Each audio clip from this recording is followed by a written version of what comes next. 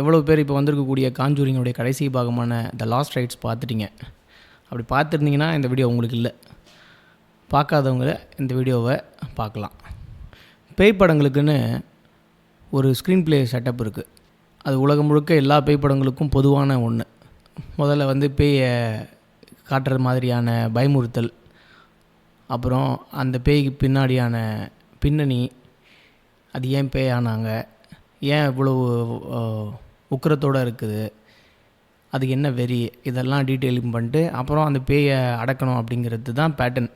இது வந்து English படங்களுடைய pattern.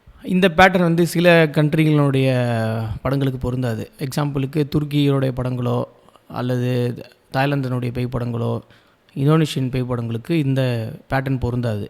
அவங்களுக்கு இன்னொரு தனி பேட்டர்ன் இருக்குது. இப்போ கடைசியாக வந்திருக்கக்கூடிய காஞ்சூரிங் சீரீஸினுடைய த லாஸ்ட் ரைட்ஸ் பகுதி வந்து நேற்று தான் பார்த்தேன். இந்த 3 மாதமாக எந்த படமும் பார்க்கல. ஏன்னா நருட்டோவுடைய 720 எபிசோட்ஸ் உட்காந்து 3 மாதமாக பார்த்து முடிச்சிட்டேன். அதனால் நேற்று என்னுடைய மனைவியினுடைய கட்டாயத்தின் அடிப்படையில் இந்த காஞ்சூரிங் படம் பார்க்குறதுக்கு போனோம். ஒன்றும் இல்லை, படம் சிம்பிளி வேஸ்ட் அப்படின்னு தான் சொல்லணும். ஏன்னா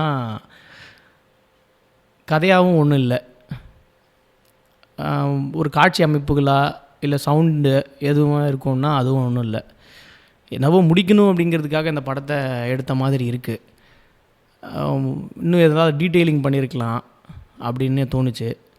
இல்லை வந்து இந்த எட் அண்ட் லொரென் வேரன் ஃபேமிலி வந்து அடுத்த ஜென்ரேஷன்கிட்ட இந்த வேலையை கொடுத்துட்டு போகிற மாதிரி ஏதாவது பண்ணியிருக்கலாம் அப்படின்னு நினச்சேன்.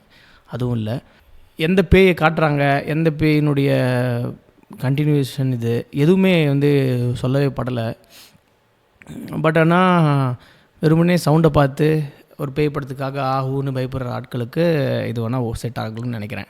இதே இவங்களுடைய மீதி படங்களெல்லாம் எடுத்துட்டோம்னா அதில் ஒரு சூப்பரான டீட்டெயிலிங் இருக்கும். இப்போ காஞ்சூரிங்கினுடைய ஃபஸ்ட்டு பகுதியிலிருந்தே நீங்கள் பார்க்கலாம்.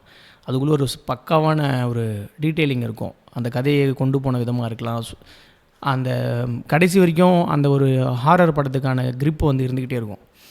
அதன் வரிசையில் வந்து அனபெல் இருக்கலாம், அடுத்து நன்னா இருக்கலாம். எல்லாமே ஒரு ஒரு பயங்கர ஒரு இன்ட்ரிவியூங்காக இருந்த ஒரு படங்கள் தான். அதன் வகையில் இது ஒரு அட்டர் ஃப்ளாப் அப்படின்னு தான் நான் சொல்லுவேன். எனக்கு அப்படி தான் தோணுது. பட் ஆனால் என் மனைவிக்கு படம் பிடிச்சிருந்ததுன்னு சொன்னாங்க. எனக்கு உண்மையாகவே ரொம்ப கொடுமையாக இருந்தது. படம் பார்த்தவங்க இதை பற்றி சொல்லுங்கள். சமீபமாக நான் வந்து நிறைய தாய்லாந்து, பிலிப்பைன்ஸ் பேய் படங்கள் வந்து நிறைய பார்க்குறேன். உண்மையாகவே அந்த நேட்டிவிட்டியோட பேய் படம் எடுக்கிறாங்க. பேய் படத்தில் கூட அந்த நிலத்தை வந்து பிரதானப்படுத்தி பேய் படம் எடுக்கிறாங்க. அவங்க அந்த ஆர்ட்டை வந்து ரொம்ப சூப்பராக இருந்தது. அப்போது அந்த நிலத்தை புரிஞ்சிக்க முடியுது.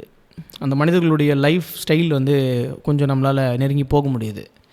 சமீப காலத்தில் இந்த இங்கிலீஷ் சார்ந்த பேய் படங்கள் எல்லாமே இப்படி தான் இருக்குது. ஒரு பேய் அதை அடக்கிறது, இல்லை இந்த டெவிலு அதை அடக்கிறது, அதுக்கிட்ட தப்பிக்கிறது, இப்படிங்கிற ஒரு பேட்டர்ன் தான் போகுதே தவிர அதை விட்டு இவங்க வெளியே வரமாட்டிருக்காங்க.